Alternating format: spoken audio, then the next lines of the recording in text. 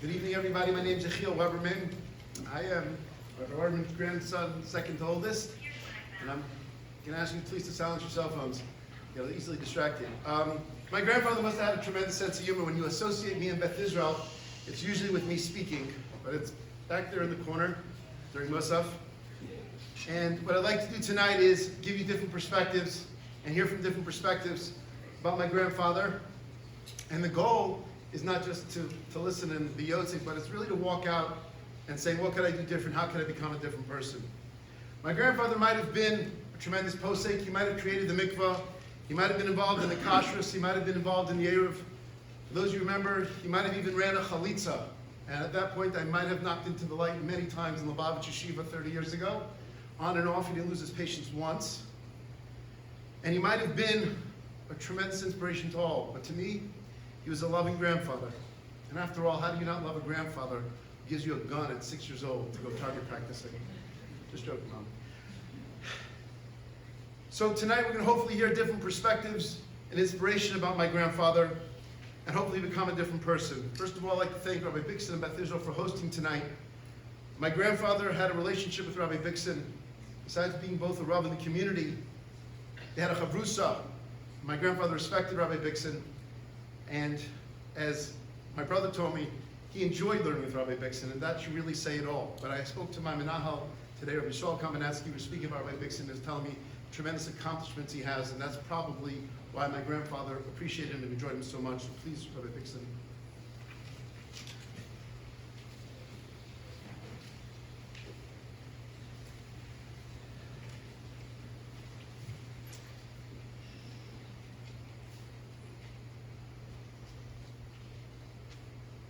A number of years ago, there was someone who's Avelis, the Shloshim of the Avelis, right? Shiva, Shloshim, and then there's Yud Beis Kodesh for a parent.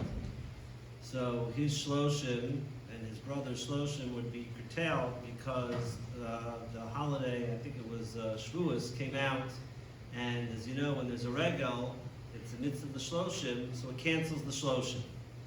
So the family wanted to know if in fact they would still have, like gather tonight in the Skara at the end of the 30 days and have a program. They had planned to make a siyum and have an entire program, but now they were confused. If the Shloshim is over, so then perhaps, there's no need or there's no purpose in having a program 30 days at the after the Kfura. So Weberman pointed out to me that although the Nihu Gavelis, the aspect of the Shloshim is curtailed, perhaps now they're allowed to shave and take a haircut. Perhaps now they're allowed to, or they are allowed to now bathe in hot water and the like after the Shloshim. So that's been curtailed. But on the Shloshim itself, on the 30-day mark itself, even though the Avelis, so to speak, of the Shloshim is over, it's still a special day and should be recognized. Because it's on that day that the neshama transitions from one place to another. And to do things and to learn Torah and to gather together and to share Divrei Torah and to make a siyum is not only appropriate, but should be required. because you're marking this occasion in which the neshama is being elevated. So tonight, we bear witness to the elevation of the neshama of Rabbi Pinchas ben Reb ben Zion. It's no doubt in my mind that his neshama probably elevated to the highest level immediately after the Kfura. There's no doubt in my mind that the necessity for a year of Avelis is probably unnecessary for an individual like Rabbi Weberman Zechron L'Racha. But we're here tonight not only to mark this moment of transition of the neshama, which undoubtedly is elevating as we speak, but to also show hakaras hatov to the Weberman family. Because all of the accomplishments that we all know that are attributed to Rabbi Weberman, and everything that we have in this community is because of Rabbi Weberman. But Rabbi Weberman wouldn't have been able to be Rabbi Weberman without the support of his Eish Chayil, alav hashalom, with his children, his grandchildren, his great-grandchildren, literally cheering him on. What hasn't come out in the various hispadim and various eulogies have been said over the past 30 days is Rabbi Weberman's unbelievable love and commitment to his family. If you really want to understand Rabbi Weberman, you really have to understand his father. And if you want, I'll cite you to a beautiful article that was written about the history of his father. Rabbi Weberman's passion, dedication, devotion, sheer zealotry is because of his father. And he was unbelievably held his father, his mother, his brothers, with just utmost respect. But the love for his children is unreal. It's unreal. I feel like I know Sarah, even though I've never met her a day in my life. Because all he did was talk about her and him and her over and over again. You're all so different, but yet he loved you in the most amazing of ways. And his pride came out each and every time that we would go someplace together. And I spent a lot of time with him. Not just the schluss to be able to sit with him at a table and learn Tur Beis Yosef, but many times in the car together on various errands on behalf of the community. And all he would do was talk about his children. He told me one time, and I'm not sure if everyone understands, but Rabbi Weberman was considered to be a descendant of the Malachim. The Malach, Rav Chaim Avram Dov Ber HaKohen Levine, was a very, very strong personality that came to America sometime around the Yeshiva Torah B'das. It was started by the Weberman family, as a matter of fact. He was instrumental in playing a role in the development of Torah B'das. The Malach came to America. And Rabbi Weberman's family became very, very involved with the Malach. Again, a chapter in history for another time. And Rabbi Weberman dressed like a Malach, and thought like a Malach, and act like a Malach. So when he made the decision to come to Miami Beach, the Lubavitcher Rebbe said to him, you know that your children are not going to be malachim. If you go down there, which is probably the right thing to do, but be prepared for the reality that they're not going to perpetuate and be like you and be malachim. So it happens to be, I think in his mind, you are malachim. Maybe not the way the malach, wanted to be. But you think he was critical of you, but to me, it was always about how much he loved you and how impressed he was with each and every one of you. I know I was intimidated by him, so I'm pleased to hear that I was considered to be one of the children. So when he was critical of me, but behind my back, all he did, and I know this wasn't the first time that I heard of it, behind my back, all he did was show love. And again, I can go on for a long time about all the times that he stood in front of me and shielded me. We're going to open this week's parsha,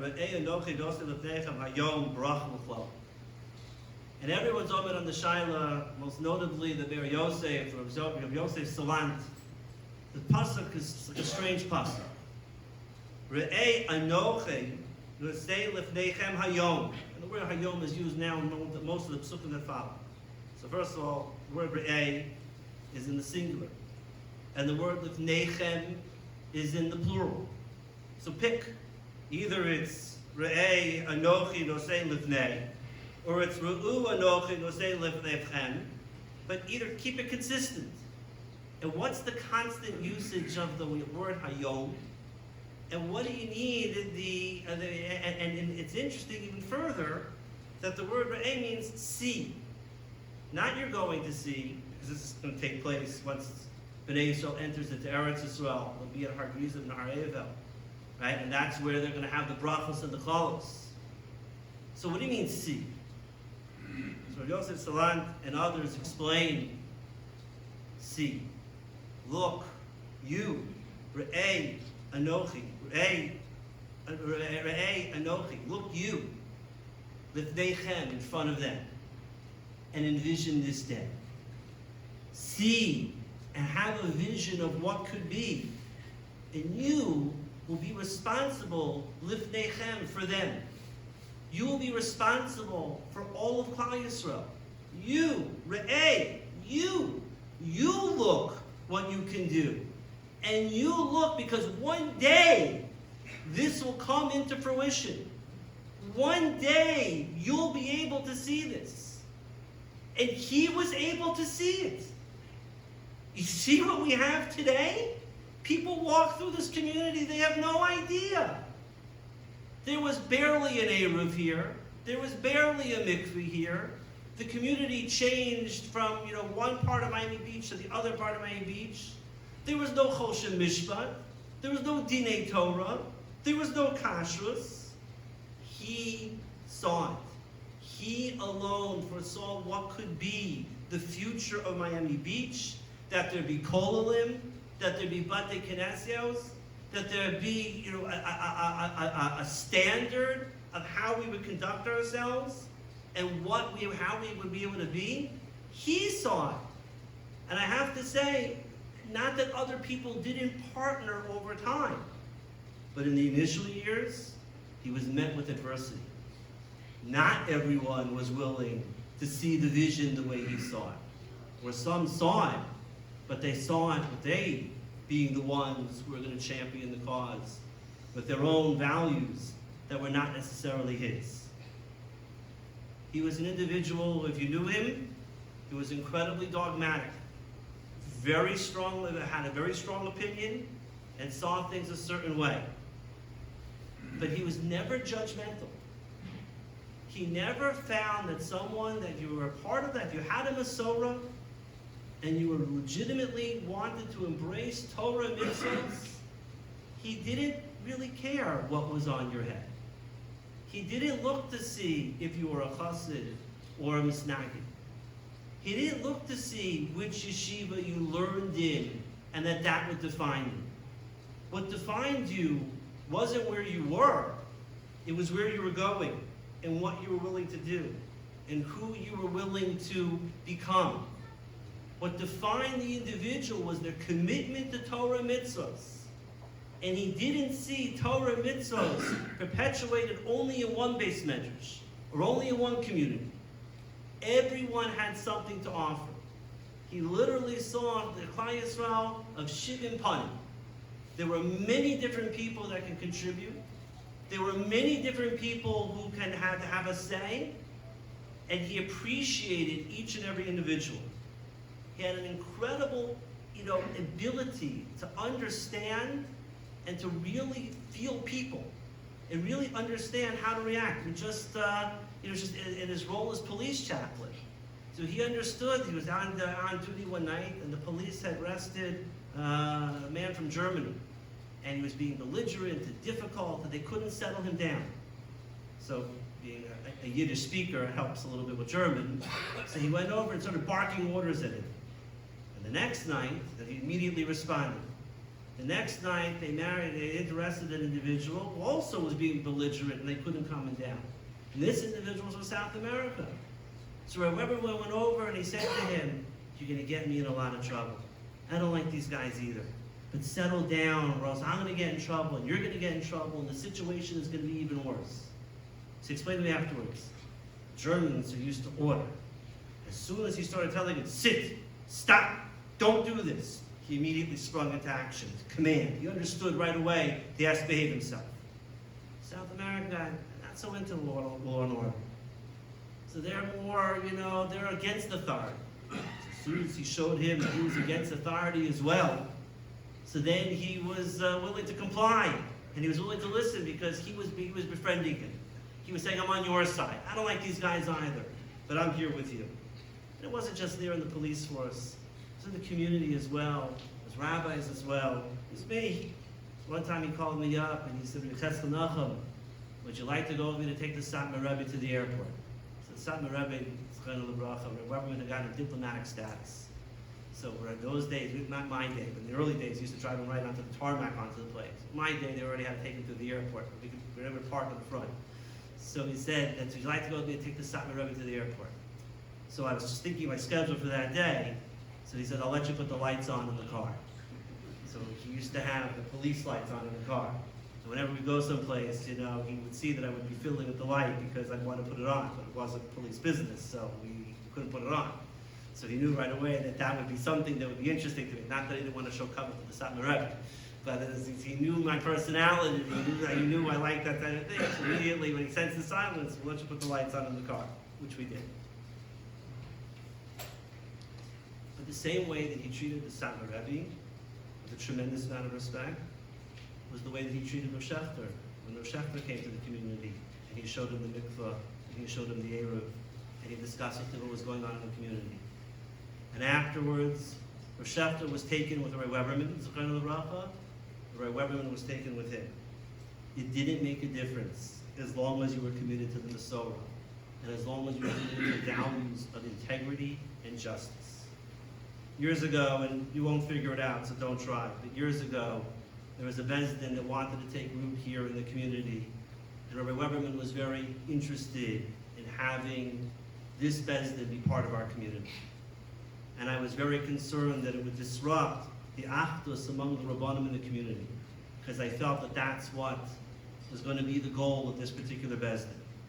And we had a big meeting in Rabbi Benziger's home, Rabbi Benziger's Rabbah, and at the end of the meeting, the rabbis were going back and forth, and I looked at him, and I began to tear up, because I knew he was about to sign on the dotted line. And I said, I'm begging you not to do this. It will disrupt everything that we've built. It will disrupt the achdus of the community.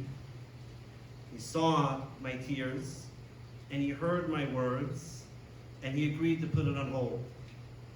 Now, I'm much younger, and nowhere near the knowledge that Rabbi Weberman has. But he saw my sincerity, and he heard the words achdus. So most people would spend the next 3 months trying to prove the younger person wrong, the less knowledgeable person wrong. Instead, 3 months later, there was some article in the Yiddish magazine in which was impugning this Bezdin, and ultimately the Bezdin fell apart and they were held accountable for certain corruption. But when he found this article in the Yiddish newspaper, he was so excited because it proved me right. See, it wasn't about him being right.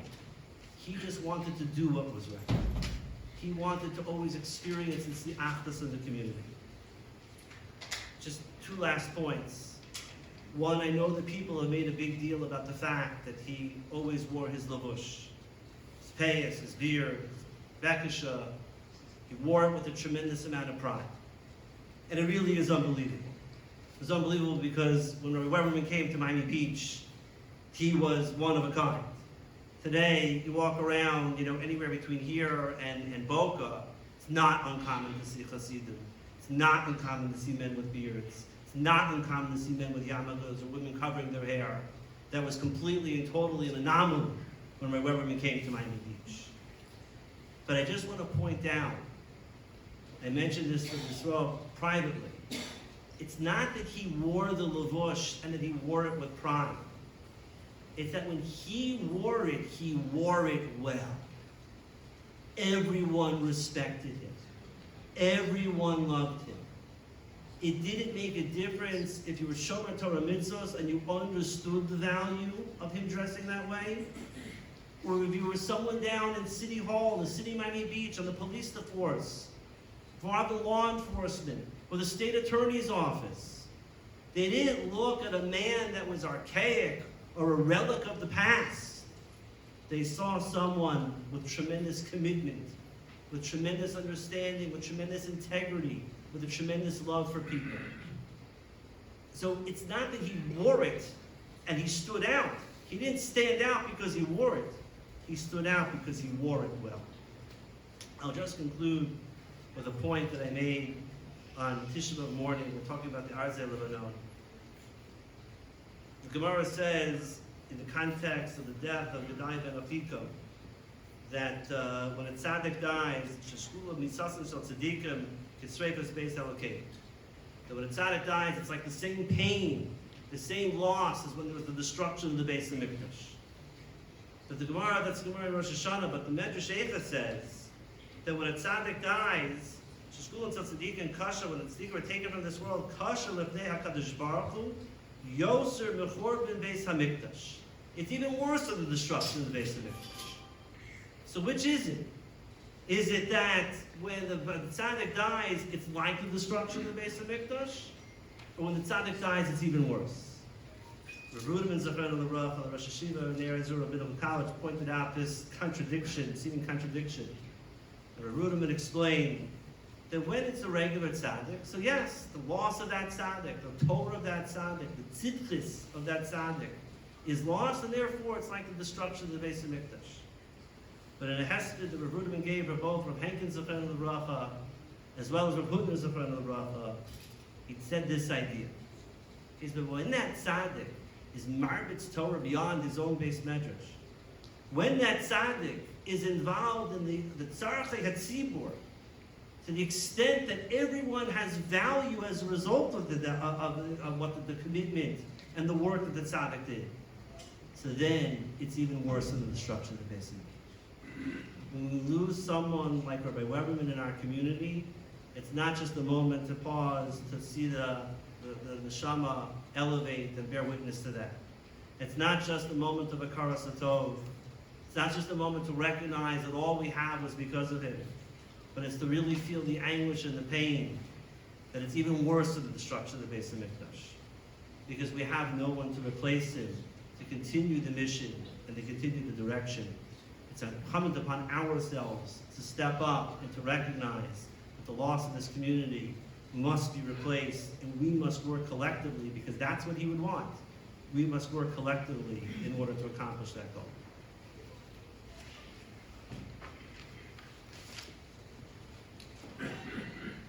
The next speaker is Rabbi Lazerson. When Beis Yaakov started, they started in my grandfather's shul for the first few years, I believe, for free. And I believe there was like a streak of 20 years where there were Webermans in the school, and it probably continued. But I think the best way to introduce Rabbi Lazerson is a letter, an email my wife got from a Beis Yaakov girl from Florida, Miriam Lax. I'm going to read to you what she sent to my wife on the day my grandfather passed away. I want to share with you that growing up in Florida had such an impact on my life. In Beis Yaakov, Rabbi Weberman would come every Rosh Chodesh to answer shilas for us. And I would wait and look forward to it each month with my questions written down. He had a patience, a gentleness, a softness that accompanied his answers, and he brought such a sense of gentle strength to our upbringing and lives. I still remember so many tshuvas as I took them on my way of life as a teenager. I never had consistent contact with a Talmid Chacham of that caliber until that point. Rabbi Weberman's presence made a very deep imprint on me. I remember discussing with my friends that appeared to be a light coming off his face. Not knowing the concept of Hajjus Panim, we just knew he was elevated. Many years later, on a flight to LA with my husband, we met a chassid whom we schmoozed with. He mentioned he had a cousin from Miami. Did I know Rabbi Weberman? I explained my connection and the monthly visits to Beis Yaakov. He replied that he's a tremendous Talmid Chacham, and for him to make time and come to girls' school and answer shilas for teenage girls was an act of tremendous mesiras nefesh. He added that he knew that he did this because he saw the building and raising of the next generation of women as part of his shlichus in Miami, and I was lucky to have that exposure. I know this is true, and the ability to see and learn from Rabbi Weberman once a month for so many years was a tremendous gift from Hashem that I'm truly grateful for. He 100% helped shape me into the person that I am today, and many of my life choices that I have made reflect the lessons that I've learned from him.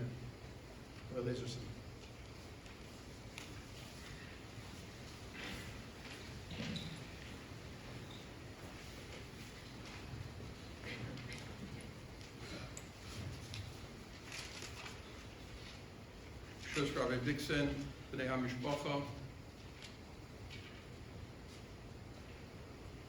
Rabbi Weberman and Beis Yaakov have been connected since the very first days of the school, never in an official way. Rabbi Weberman hosted, Beis Yaakov was in Rabbi Weberman shul for 4 years. I'm not aware of any rent for any of the 4 years. Rabbi Weberman, when we first came to look at the school as a possibility, because we were having trouble finding a place, he just opened the doors wide. You can come in here, you can have a place from here, you can have a place from there, you can have an office over here. It's yours. And we were there for 4 years, and Rabbi Weberman was really part of it. When people in his shul used to complain to him once in a while that the girls used to be a little bit messy, he used to tell them that it should be a kapara for you for not sending your girls to a religious school. Rabbi Weberman used to say the Daf Yomi all the years, and there was 1 year where there were a lot of siyumim. The second part of Seder Moyed, there were 3 or 4 siyumim, Be'ah, Tainus, Megillah, Moed Katan, and it seemed like, and every month there was another siyum. He used to do it lunchtime, and he used to have it catered, and he included the girls of Beis Yaakov. He invited everybody, and we came, and the girls had a hasaga, what it meant to finish a Masechta, because that's what Rabbi Weberman did. He tried to, as was mentioned before, a few times already, Rabbi Weberman, everything he was, his whole metzias of elevating everybody around him, and all the kedusha that was within him was spread out. We were there for 4 years, and after 4 years, we moved to 75th Street, where we continued using Rabbi Weberman Shul for the next 9.5 years for extracurricular activities and for speakers, because we didn't have an assembly room in the other. And it was always with the same. He was not our landlord, we weren't a tenant. He was a host and we were his guests the whole time. And he treated us in a way you're supposed to have with Nesach. That's how it was with Rabbi Weberman all the time. He helped girls when we needed help with the police, like when they wanted to do some sort of breakouts, he'd get a cop. He helped with politicians, as everybody in the community knows, he's been doing for the last 60 years. He's involved with everything. Was mentioned by Rabbi Dixon many times already. The Era, the Mikvah, our Moistus HaChinuch, anything he could do to enhance the community. We always hear in other cities when there's problems, they say Askanim are involved. We always hear the words, Askanim are getting involved. I don't know what Askanim do. But Rabbi Weberman was a true Isaac Petarchi Tzibur Bamuna. Besides all his skills as a Rav, he was involved in enhancing the community in all areas of Ruchnius. And he gave it his all, never expecting, or I don't know if he expected anything, but he certainly wasn't asking for any credit. He did it because it was the right thing, and he was there to give and give and give. And he did it for his whole entire life. After we moved to 75th Street, he taught halacha in our school. And he didn't just teach if they were learning Hilchos Brachos, he didn't just teach Hilchos Brachos. It branched out in other conversations. And it turned out, it got to the point where he was telling girls about Shechita. And the girls were asking him questions. He says, I'll show you Shechita. So he chartered a bus, and he found a farm, and he took Rabbi Selmar, and they went out, and Rabbi Weberman shechted a chicken, and Rabbi Selmar a sheep or a lamb. And the girls learned a little bit about Shechita.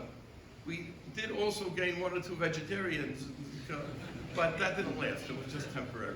They got over it. But that's, again, just pointing out all the things that Rabbi Weberman brought. When we moved to North Miami Beach, and this is what Miriam Lax was talking about in the letter, that he couldn't come twice a week to teach halacha. So we made up that once a month he'll come around Rosh Chodesh time for Shabbos and Shuvas. And the girls could ask him anything they want. And they did. And he always had the answers with clarity, made it simple for them to understand. And whatever he told them, it was very easy to be makabel. He always told them he might have different rabbanim, he might have different Messiah, but this is the halacha that I know about. Just an idea what went on in those sessions and how he handled it. A girl once asked him, it's well known that Rebbe Weberman alaha shalom didn't wear a sheitel. She covered her hair in a way that was, according to Rabbi Weberman, more muhuder. And a girl asked him, a shaila, she apparently liked her hair, and she asked him, is a girl allowed to cut off her hair and save it for when she's married and make a sheitel and wear that sheitel? So Rabbi Weberman said to her, if you hold that it's mutter to wear a sheitel, then you're allowed to do it. And that was I'm just using it as a dogma, as a diplomatic way of him answering it, but sticking to what he really believed, even though his family matters, he wasn't that strict with that. Another girl asked him, Rishayla, I'm just thinking about it now. A girl asked him, Rishayla once, she said, Rabbi Weberman, everybody knows, nobody knows, everybody knows that depending on how high you hold the Havdalah candle, that's how tall your chassan's going to be. I don't know if you've heard of that. Rabbi Weberman didn't. That's one thing. He did a lot of things. So where does it start? Where does it count from? The top of the wick or the top of the fire? So Rabbi Weberman looked at me. So he started giving her a whole Torah about what the flame represents and what the wick represents, and always giving clarity and giving the girl something to come home with at all times. I saw in a sefer from Rabbi Shorkin, Shlita, he has a sefer of a few volumes, anecdotes about Gedolim, and he writes that his father was an older bracha when he came to America, and he was from Radin. He learned in Radin, and he had a connection with the Chafetz Chaim.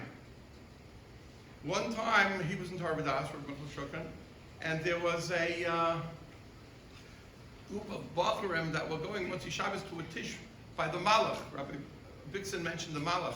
The Malachim were a sect, a Hasidic group that was from the early Hasidim in America. And the Malach was a very, very strong leader, and he was very, very makbid, as was mentioned before, that Yidden should keep their levush. And this Rav Shulchan's father was a real Litvish boy, the Chashva Talmud Chacham, and he dressed, according to the story, he was wearing a light suit with a straw hat, and he went in there, and the Malach knew him, and he knew the Malach. It seemed as though the Malach had a connection with the Rosh Yeshiva in Radin, Rav Naftali Trop, who was a guy in Eilam and one of the great Rosh Yeshivas of that dar. And apparently they used to learn together. And Rav Naftali Trop used to say over all his Torahs, all his Shiurim, he used to give him all his lumdus. And the Malach used to learn with Rav Naftali Trop Sefer Tanya.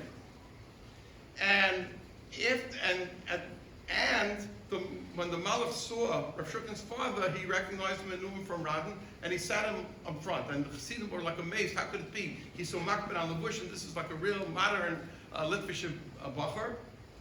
And when I saw that story, I said, Mamish, that's Rabbi Weberman. Everybody knows that Rabbi Weberman, as was mentioned before, comes from the family of Malachim, Chassidim of the Malach. Rabbi Weberman moved on afterwards to Lubavitch, but he was very much, his mahus, his whole being was that of a Malach. His levush he never compromised on his levush.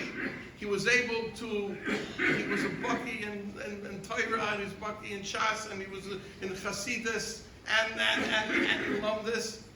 And he was able to talk to everybody. to Chassidisha, Mistakdisha, Litvisha, and everything. In that story, it encapsulates, I said that word wrong, but what Rabbi Weberman was and who he was. And finally, I want to mention that I feel, if I could say this, I hope I'm not overstepping myself. I feel that Rabbi Weberman, for all that he did, for all the years over here, he was very much underappreciated for all the great things he did that we take for granted. Not only do we take him for granted, but as was mentioned, the mikvah, the Erev, supporting yeshivas, helping people in legal problems with the government, helping people with the police in situations with the police. He did it all. I'm not aware that he ever looked for or expected anything back. And I think that there might be, I don't want to cast any aspersions on our community. We're really growing and we're doing great, Baruch Hashem. But I think that maybe in this area, we didn't have enough of appreciation of a special person who was doing so much for us. Such an Isaac B'Tarchei Tibur B'Emunah. So I have an idea, and I threw it by through the members of Fairly Rabbi Yisrael and Yair Lapchuk. I mentioned it before, and they thought it was a good idea, so they encouraged me to say this right now. I think it's a good idea that we should have a campaign to return a little bit now for Rabbi Weberman, for all the years that he did. I think it would be proper, and I don't want to be the one to organize it, someone else to do it, but I think a community should get together, and for his first yard site, we should have a Siyum HaShas. We should all learn, we should learn through Shas collectively together. It's a fitting covet for Rabbi Weberman, and it'll serve as a schus and a ois of hakaras type that community had for him. I hope he's a melitz yosher for all of the community, for his mishpacha, especially for his daughter Brendy.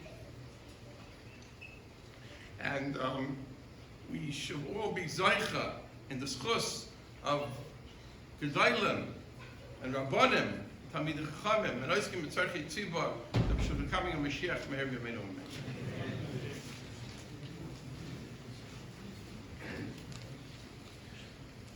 Should note, speaking doesn't scare me, getting emotional does.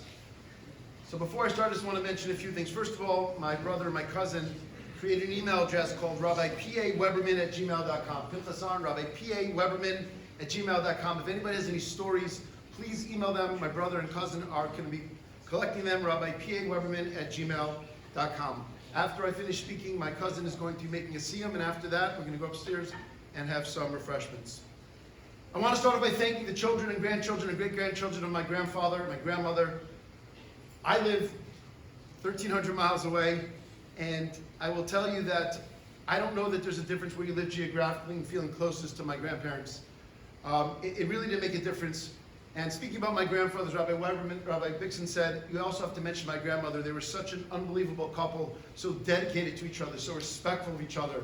And everything that my grandfather did was with my grandmother in mind. Everything that my grandfather did, my grandmother took a tremendous pride in. And what my grandfather did for my grandmother, what my grandmother did for my grandfather, they were one. And who they were, and unfortunately after my grandmother died, I think my grandfather, that was really the beginning for him, and a big steep downfall without my grandmother. And all of his children and grandchildren and great-grandchildren who were able to visit him in person. I rarely remember a time that I went to visit my grandfather, or grandmother for that matter, and they were by themselves. There was always a child or grandchild there before me when I got there. It was so rare, if ever, that I went, and I would try to come recently last year more often, but whenever I came there was always somebody there, and that's because they all respected my grandfather and grandmother as well.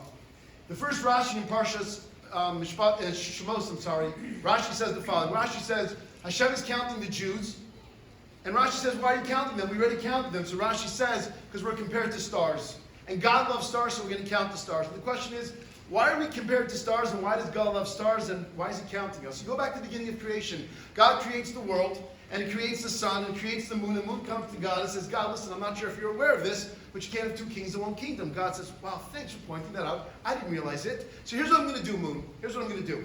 I'm going to let the sun rule the day, and I'm going to let the moon run the night. But don't worry, says God to the moon. I'm going to create stars to help you and serve you. Says Leigh Box from Detroit. Do you see there that the DNA essence, the reason of creation for a star, the whole reason it was created was just to help. That's why Jews are created compared to stars, and that's why God loves Jews and God loves stars. Because the DNA essence of who we are is all about helping another person. And that was my grandfather. He lived for Klal Yisrael. He lived for the community. He lived for his family. Most of all, he lived for HaKadosh Baruch Hu. He lived to give. He lived about just doing the right thing, not for himself. My grandfather took a lot of pride in all of his spiritual accomplishments. He loved the mikvah. That was his baby. He couldn't stop talking about the mikvah, of how great that mikvah was, and every rebbe who came and every person who saw it in its kashrus, he loved it. Rabbi Bixen mentioned the Satmar Rebbe and Rabbi Hershel Schachter. Rabbi Leserson mentioned Reb Shurkin and Reb Naftali Trop. In my grandfather's nursing home in this room, on the top left, he had a picture of him and the Be'er Moshe, the Satmar Rav. The Satmar Rav was not the biggest fan of the state of Israel. On the bottom right, my grandfather had a picture of him and Bibi Netanyahu. My grandfather says, and I brought them together. That's what everybody's saying. That's it, because my grandfather loved all the Jews. It didn't make a difference. And I have that picture on my phone. If you want to know what it's like to be a Weberman growing up in Florida, I brought them together. That didn't make a difference. My grandfather was like a faucet for Torah. When you called him up, there was no hello, how are you, goodbye. It was just flow, Zaidi, good nerve Shabbos, and he would just start. This week's parsha says this and this. And when I first got married, we would call him all the time. My wife says to me, I think your grandfather doesn't like me. I said, why not? She goes, I call him up, I ask him a question, he gives me an answer, then hangs up on my face. I said, Adina, you got it wrong. That is the answer. That is the goodbye, I love you. And my grandfather, my grandparents were blessed with Baruch Hashem, a very, very large family. And I think it's absolutely amazing that if you think about the size of that family, with children and grandchildren and spouses, who my grandmother would daven and light candles and daven for every single one of them. Every single one of those children and spouses and grandchildren and spouses and great-grandchildren. She would daven for everyone. She started lighting candles on Tuesday, and she just went. My grandmother and grandfather loved every single child and spouse like their own. Like their own. And every time somebody got engaged, whenever my wife was pregnant, we're blessed with 8 children, my grandfather had such a tremendous excitement of like, that's like the only child in the world. I'm like, Zaidi, you got 300 descendants, you know? He didn't lose his enthusiasm. He did not lose his enthusiasm with every child, every simcha, it was just unbelievable. No matter what he had, he was so happy that another Jew was being brought into Klal Yisrael. For those of you who remember Bert Harold, Alav Shalom, he was niftar on Chol Moed Pesach 22 years ago. My first time speaking at a Levaya. I called up Zaidi, my grandfather, I said, Zaidi, I got to speak at a Levaya, but you're not supposed to speak at a Levaya. What am I to do? He said, have an opening sentence, a summarizing sentence, and very few words in between. But that's who he was. He got to the point. An opening sentence, a summarizing sentence, and very, very few words in between. For those of us who don't have good eyesight, we got to go to the eye doctor and get glasses. My grandfather had glasses. It was called Shas Bavli, Emunah Mitachon. The way he looked at the world, the way he looked at people, was just through the Torah. I remember when I made my sukkah for the first time, for those who were zocheh to be in my grandfather's sukkah on Pine Tree Drive, and I'm pretty sure it was like that on 908 as well. I always noticed things about his sukkah, and I never really asked him about it until I made my own sukkah. So I made my own sukkah for the first time about 17 years ago, and I called him up and said, Zaidi, I got to ask you, what's the deal with the little bottles of oil and the little bottles of wine in your sukkah? He looks at me and says, that's what the Gemara says. That's what the Gemara says, the way they decorated the sukkah.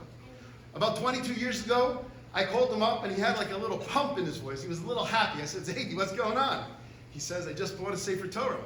I said, why? He says, somebody died, left me a big Yerusha. I said, well, why did you buy a Sefer Torah? He goes, that's what the Gemara says. You want to keep your Yerusha?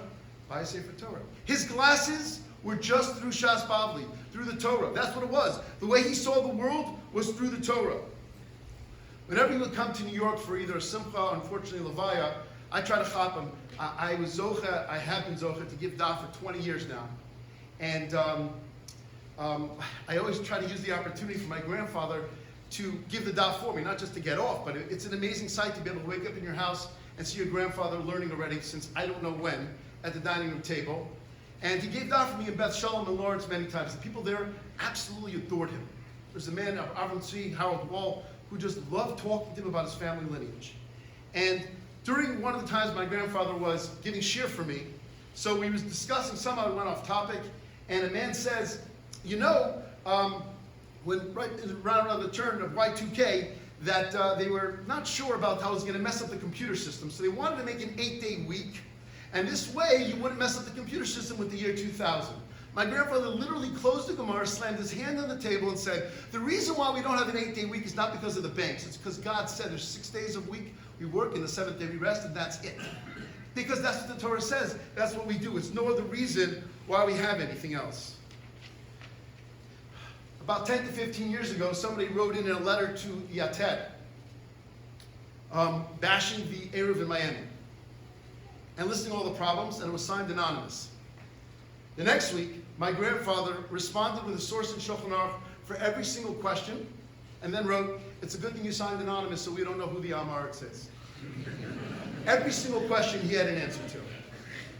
My grandfather loved all Jews, and he always used to love to say, you all heard, and hopefully this year, Mirz Hashem, it'll be fulfilled with having a Fleishik Tisha B'Av, which he loved to say, not because it's on Shabbos, but because we're having Korbanos. He said that when they decided to make a leap year, so there was a machlokes, the Misnagdim and the Litvaks wanted to have an extra month, we'll have an extra month of Av. The Hasidim said, we want an extra month, let's have the month of Adar. He goes, and we won! That was his answer. He took such pride in anything that had to do with Simcha in Judaism. There's a Rav in Lawrence, his name is Rabbi Avram Halperin. Used to be the Manal in Shayashiv. Taller than me, he's bigger than me. Freifeld's son-in-law. When I sat down to meet him the first time, he says, are you related to Rabbi Pinchas and Weberman? I said, yes, actually I am. He says, I want you to know, I don't remember the name of the school in Muncie. Roughly between 60 and 65 years ago, he was my Rabbi. He was the only Rebbe who didn't hit me. I said, of course not, you're double the size. He said, no. He gave him some sort of seashells. I guess that was in style before whatever toys are today. Absolute love. The only Rebbe who didn't hit me, absolute love. That's the way he treated me. My grandmother took a tremendous amount of pride in my accomplishments, whatever small ones those are. And a year and a half ago, I decided I was going to make a Siyum Shas, and I sort of pushed it up. I finished the last Masechta, and I was planning on doing it in Florida just so my grandparents could be there, just to have 10 people, to give them a little nachas. And unfortunately, my grandmother passed away before, so I made it for my grandfather. I called a few people, and I said, listen, I need you to do me a favor. I'm going to be in Florida. I need to make a minyan for my grandfather. I want to make a Siyum Shas for my grandfather. On Friday afternoon, I need you for 10 minutes, okay? I'll make the Siyum, we'll daven mincha, and we'll go. So, we get there. My grandfather put on his big day Shabbos, his Shabbos hat, and we made a Siyum. When I finished, he leaned over to me and said, Yechiel, I want to talk. I said, Zaidi, I'm going to give you a choice. I know you're thrilled and proud, but I have people here that are leaving. You have a choice to speak or a minyan for mincha. It wasn't even a question. My grandfather absolutely lived to daven with a minyan. For those of you who have been in his shul and had to wait and wait and wait, it didn't stop. When I was 6 years old, 38 years ago, we drove from Florida to New York. This is pre-Waze, pre-GPS, pre-internet, pre-kosher GPS, pre-everything you could MapQuest imagine. We drove, and we were told, we're stopping in Jacksonville, because we're going to daven Mincha Marv. The next morning, we're davening Shachris. And the next night, we're stopping in Virginia, because we're not missing a minyan. It just doesn't work that way. 20 years ago, I went with my wife to Orlando, and my wife says, where are you going for Shachris? I said, I found the place. She said, how far is it? I said, 24 miles. She goes, are you sure you're obligated to do that? I said, obligated or not, that's part of our DNA. It's 24 miles. I don't know whether or not I was obligated, but it wasn't even a question. What he did for me when I was 6 years old of arranging a trip to make sure you don't miss a minyan, and I can tell you that I've tried to do this when I drive from Florida to New York, and how much it's actually helped me besides davening with the minyan of the hashgacha that I've had, this thing of trying never to miss a minyan whenever possible. I remember one year on Erev Sukkot, I was speaking to him, and he said to me the following words, no matter where you are, there's a halacha that if it's pouring rain the first night of Sukkot, so you make kiddush, you have a gazayis of bread, you go inside. But my grandfather didn't look at it that way. He said the following words, if chas v'shalom, it rains tonight. It wasn't like, okay, there's a hectare to go in. If chas v'shalom, it rains. That's just who he was. My grandfather earned the respect. He didn't demand it. He earned it of everybody around him. His children, his grandchildren, his great-grandchildren. the Jewish community. But it's not only the Jews. I was at Lincoln Road Mall, I think it was a year ago. I saw a cop, and it was my little boy who loves cops. And I said, Chaim, let's go. So I see this guy, I said, how long have you been on the force for? He says, 22 years. I said, wow, do you know my grandfather, Rabbi Weberman? He stood up out of respect. Stood up out of respect.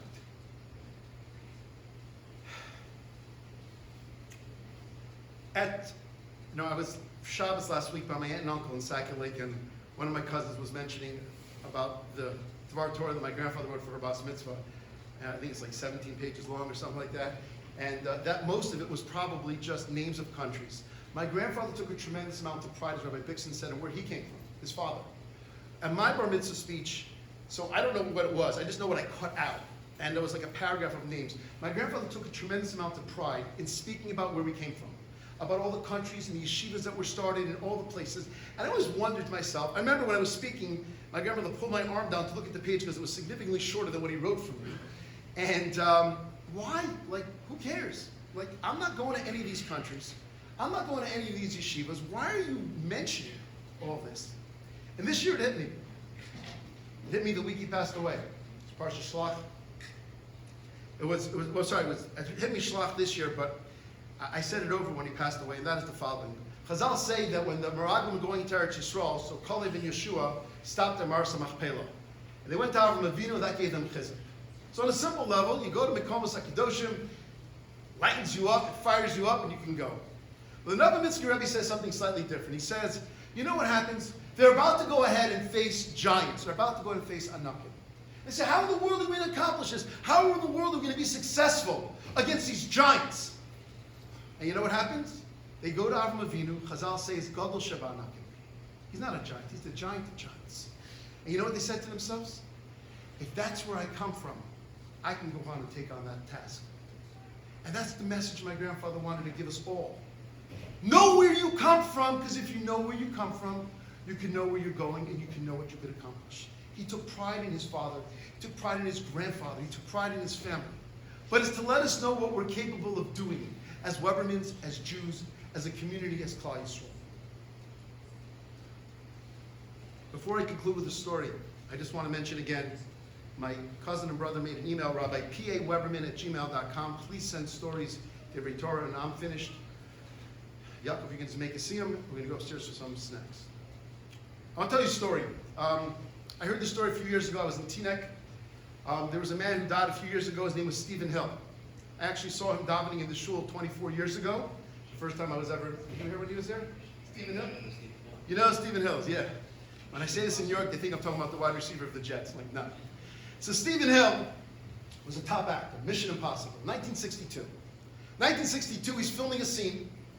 And the scene is that he's got to drive down the street and make a right into the night. Why they're filming this at 1 o'clock in the morning, I don't know, but that's when they're filming it. So Stephen Hill gets into the car, drives down, makes a right into the night, comes back, and the producer says, sorry, didn't work out, let's do it again. New makeup, new background, the whole 9 yards. So he does it again, comes back and says the lighting was off a little. It's now 3 o'clock in the morning. Stephen Hill does it again. He drives down, makes a right into the night, and they said, perfect. Let's do it one more time. It's now 4 o'clock in the morning. Stephen Hill drives down and makes a right into the night, and he sees the sun rising. And he says to himself, there has to be more to life than just driving down and making a right into the night. He goes back and tells the producer, I need the weekend off. Apparently, when Stephen Hill says, I need the weekend off, you give him off. He flies to his hometown of Seattle. Something's stirring in him. He's like, there's got to be more to life. He goes to his high school, and in place of his high school is a supermarket. He says, okay, no problem. I have some rabbi friends in my middle school. He goes there, and there's a bowling alley. And with a tremendous amount of trepidation, he goes to his elementary school, and he finds there a parking lot. And he says to himself, a man without a past is a man without a future. And he goes to the first shul he can find, and he starts his unbelievable journey to being an Orthodox Jew. Fast forward 11 years. A self-proclaimed atheist is in Israel, 1973. He gets drafted to go into the war for the Yom Kippur War. And he says, he lifts up to heaven and says, God, I don't believe you exist. But if you do, if you put a bullet hole through my hand and I survive, I'm going to become an Orthodox Jew. This self-proclaimed atheist goes to war, gets shot in his palm, and survives. Comes back, his mother says to him, you made a deal with God. You got to go to yeshiva. He says, you're right, Mom, but I got 3 months left in agricultural school. 50 years later, there's an agricultural engineer walking around Israel with a hole in his palm. Because Stephen Hill got inspired and did something about it, and he got inspired and did nothing about it. The goal of tonight is not just to hear nice speeches. Maybe like Rabbi Laserson said, we all pick up a blot or two. You start getting involved in the tzibur. Think about where you come from, because if you think about where you come from, you can know where you're going. And in conclusion, my uncle pointed out to me over Shabbos something. The Gemara says that when the luchos broke, the Gemara says, Osios porchos ba'avir, the letters flew up to heaven. My uncle Shlomi pointed out, Osios porchos, the letters flew up, is Rosh Tevis Pinchas arm. Our luchos broke. And it's our job to pick up the broken pieces.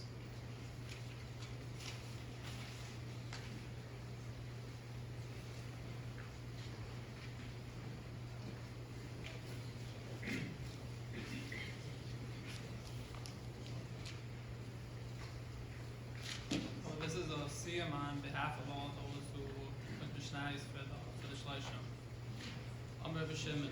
I'm Rabbi Yeshua ben Levi. I said the Kaddish Baruch Hu l'hanchil l'flot tzad v'tzaduk shalosh meis v'asei alamas.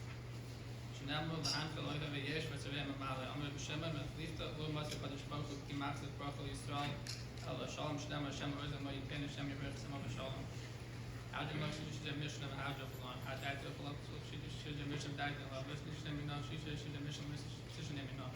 Labamadin, Labamadas. How'd you know she should have mission of that and how'd you belong? That and love, she should have mission of that and belong. So it's just name enough, she should have mission of decision name enough. Labamadin, Labamadas. How'd you know she should have mission of that how'd you belong? That and love, she should have mission of that and belong. So it's just name enough, she should have mission of decision name enough. Labamadin, Labamadas. How'd you know down the east of this Russell, if you know the basic self, need you to learn when that would say, but it's to say, I'm going to be Koloni, the Shemakal, the Lemni, for something from my orbits, Tafi Merit, stuff like Kilo, and he some Taka, Malo English.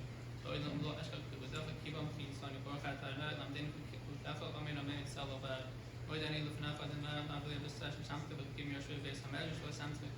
Helping your shoe to run and any match game, any match game, the Divi survey, a match game, the Divi with him, and you know, him, on your Kavan Sofa, they ain't on him, Kavan Sofa.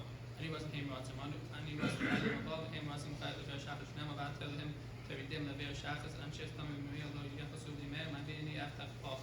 Here it's something else by the now, have a Sashi shame, should I turn the science which I measure, can defend Haskell to them, I came and Simon will learn more long, and we took the cover, Ishmael Blast with time is supposed to be somewhere, for stuff about what's supposed to put the name of some different. Comment on his spine, which the mission puts farmers on the Mati, Yamu, Zari, close so much I tell you, Yoshim, Zari, Metabolam, you create the impression possibly is Alaska, the time flower, yourself, the shop, Tishmo, Black, the Nike toy, so keep yourself a TV, you're going to mess up with your seafood function as time, or come as being rid of smaller issue code at the night, also make a night versus some other show.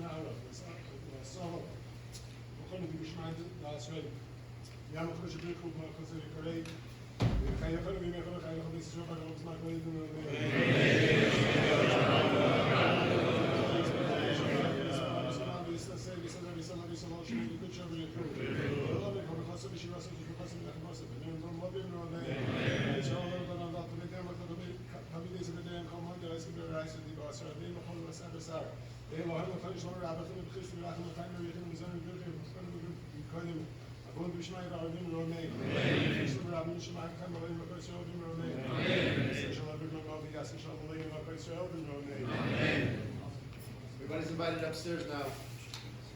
Social hall.